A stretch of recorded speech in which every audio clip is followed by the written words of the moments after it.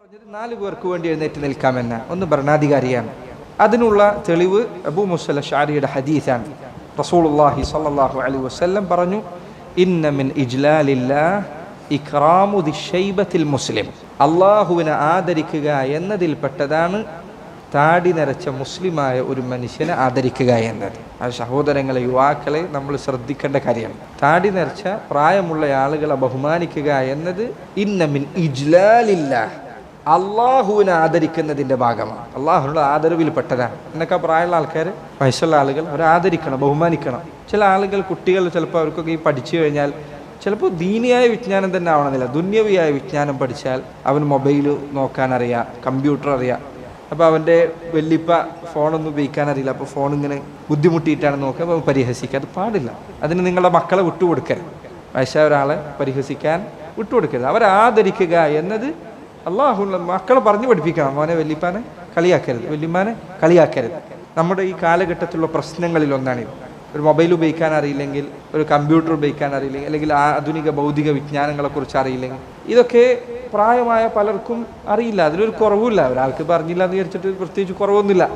അതിൻ്റെ പേരിൽ കുട്ടികൾ കളിയാക്കുകയും ആ കളിയാക്കുന്നതിൻ്റെ ഒപ്പം അവരുടെ മാതാപിതാക്കൾ കൂടിക്കൊടുക്കുകയും ചെയ്യുക എന്നത് പാടില്ല. ഒഴിവാക്കേണ്ട കാര്യമാണ്. നിർബന്ധമായി ഒഴിവാക്കേണ്ട കാര്യമാണ്. അതുപോലെ അദ്ദേഹം നബി സല്ലല്ലാഹു അലൈഹി വസല്ലം പറഞ്ഞു, ഇക്റാമ ദിസ്സുൽത്താനിൽ മുഖ്സിത്ത്, നീതിമാനായ ഭരണാധികാരിയെ ആദരിക്കുക എന്നത് ഈ പറഞ്ഞതിൽപ്പെട്ടതാണ്. അപ്പോൾ സഹോദരങ്ങളെ, ഒരാൾ ഭരണാധികാരി വരുമ്പോൾ അയാൾക്ക് വേണ്ടി എഴുന്നേറ്റ് നിൽക്കുക എന്നത്, മുസ്ലിമായ നീതിമാനായ ഭരണാധികാരികൾ അവർക്ക് വേണ്ടി എഴുന്നേറ്റ് നിൽക്കുക എന്നത് അദബിൽപ്പെട്ടതാണ്. അതുപോലെ പണ്ഡിതന്മാർ, അവർക്ക് വേണ്ടി എഴുന്നേറ്റ് നിൽക്കൽ അദബിൽപ്പെട്ടതാണ്. ഉലമാക്കൾ, പ്രായമുള്ള ധാരാളം വിജ്ഞാനമുള്ള പണ്ഡിതന്മാർ, അവർക്ക് വേണ്ടി. ഉലമാക്കളിൽ ചിലർ പറഞ്ഞു, ഇദാ അതാദ الناس قيام بعضهم لبعض فقيامهم لكتاب الله احق. ജനങ്ങൾ അങ്ങോട്ടും ഇങ്ങോട്ടും ദുനിയാവിലെ സ്ഥാനമാനങ്ങളുടെ പേരിൽ എഴുന്നേറ്റ് നിൽക്കുന്നുണ്ട് എങ്കിൽ എന്തുകൊണ്ടും എഴുന്നേറ്റ് നിൽക്കാൻ അർഹതയുള്ളത് അള്ളാഹുവിൻ്റെ കിതാബ് പഠിച്ചവർക്ക് വേണ്ടിയാണ്. സഹോദരങ്ങളെ, നമ്മളെ കാലം ഇന്ന് ആകെ തിരിഞ്ഞുപോയി. ആളുകൾ ദുനിയാവിൻ്റെ പേരിൽ വലിയ സമ്പത്തുള്ള ആൾക്കാരെ കണ്ടാൽ എന്താണ് ജനങ്ങൾ കാണിച്ചു കൂട്ടുന്നത്? പക്ഷേ ഖുർആനും ഹദീസും അത് പഠിക്കാൻ വേണ്ടി ചെറിയ പ്രായത്തിൽ കുട്ടി ഖുർആൻ പഠിച്ചാൽ, ആ ഖുർആൻ ഹിഫ്ളാക്കിയ കുട്ടി, അതിനോട് നിനക്കൊരു പരിഗണന ഉണ്ടാകണം.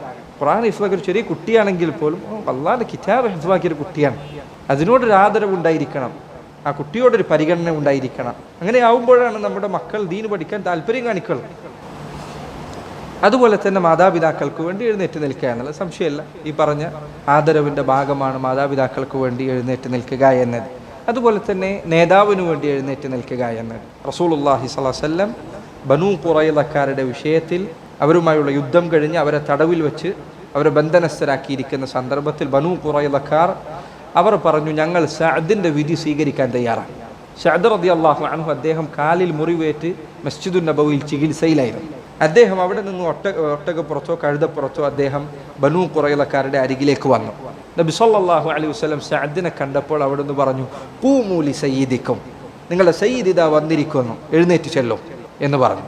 ചില പണ്ഡിതന്മാർ പറഞ്ഞു, ഈ ഹദീസ് നേതാക്കന്മാരെ പോലുള്ള ആളുകൾ അവർക്ക് വേണ്ടി എഴുന്നേൽക്കാം എന്നതിനുള്ള തെളിവാണ്.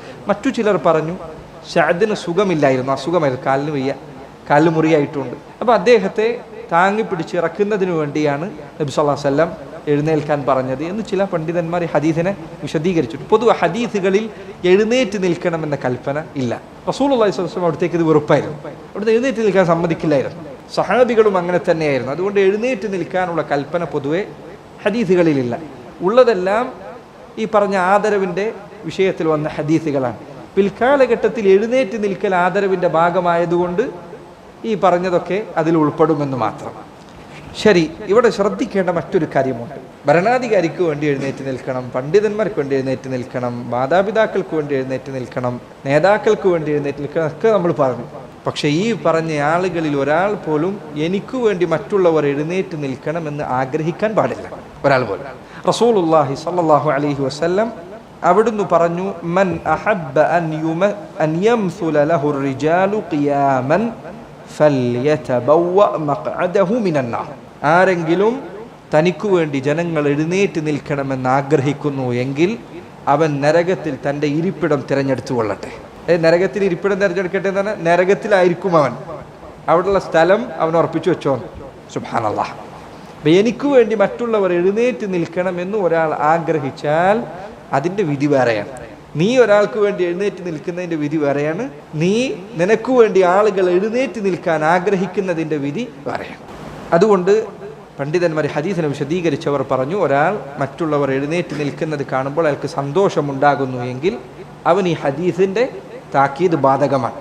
എന്നെ കാണുമ്പോൾ ആൾക്കാരൊക്കെ എഴുന്നേറ്റ് നിന്നില്ല, റെഡിയായി നിൽക്കുന്നു, അത് കാണുമ്പോൾ എനിക്ക് സന്തോഷമുണ്ടാകുന്നു എങ്കിൽ ഈ ഹദീസ് അവന് ബാധകമാണ്. എന്നാൽ മറ്റുള്ളവർ എഴുന്നേറ്റ് നിൽക്കുന്നു, അവൻ പറഞ്ഞിട്ടല്ല, അവനൊന്നും ചെയ്യാൻ വയ്യ, അവനിതിൽ താല്പര്യമില്ല എങ്കിൽ ഈ ഹദീസ് അവന് ബാധകമല്ല എന്ന് ഈ ഹദീസ് വിശദീകരിച്ച പണ്ഡിതന്മാരിൽ ചിലർ പറഞ്ഞതായി കാണാം.